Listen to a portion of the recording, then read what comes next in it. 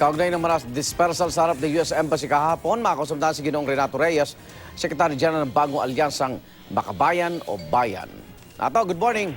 Ay, magandang umaga, Ingat, sa ating mga tagapakinig. May mga legal hakbang ba kayo kaugnay ng gulong naganap kahapon? Well, yan ay pinaghahandaan na po, no? Lalong-lalo na sa bahagi ng mga inaresto at yung mga sinagasaan ng police van. No? Talagang desidido sila na panagutin yung police na nagmamaneho ng police van. We have identified him as PO3 Franklin Co.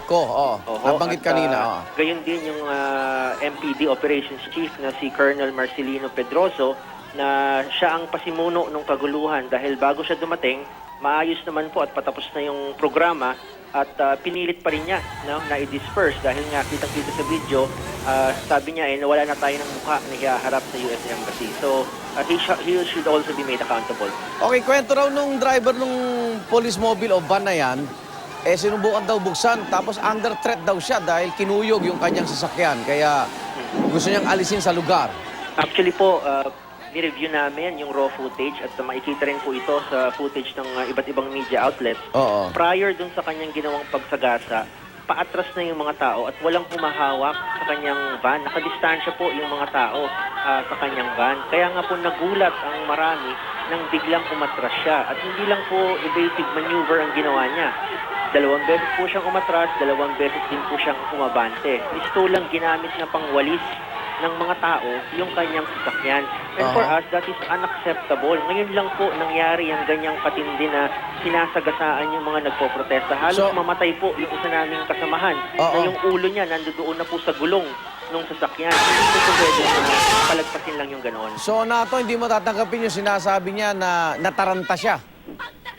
Paano ko matataranta kung dalawang beses kang umatras, 2 beses kang umabante? At wala man lang napansin namin, wala man lang police official na nag-intervene para pigilan siya. Wala hong umalalay doon sa mga sinagasaan. Not one police official ang nag-assist doon sa mga sinagasaan. In fact, our entire medical team, yung aming doktor, nurse at mga health volunteers, lahat po yun, inaresto.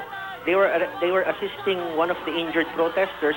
Yung buong medical team namin, isinakay ng police vehicle at dinala sa presinto. Hindi naman din tama yun. Nato, yung isa ring video na pinapakita namin, yung driver ng mga public transport ng jeep, ano? Ano ba yung kasamahan nyo ba yun o inarkilan nyo itong mga jeep na to? Hindi ko sigurado kung siya ay inarkila lang o kasamahan, pero regardless, siya po ay kinuha, satellitang kinuha, nilabas ng sasakyan, pinagtulungang pagpapaluin. Doon sa video na nakita po natin, kumikisay na siya. No? Siguro halos mamatay na siya.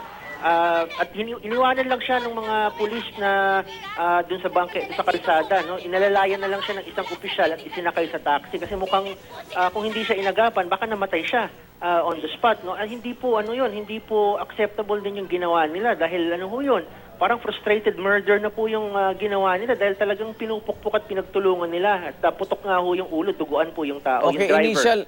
initial investigation sa inyo raw nagsimula kasi yung gulo, Nato.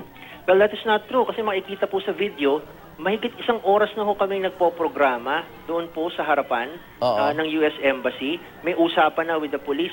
We're down to the last speaker. Alam ng ground commander yon. Matatapos na and peacefully.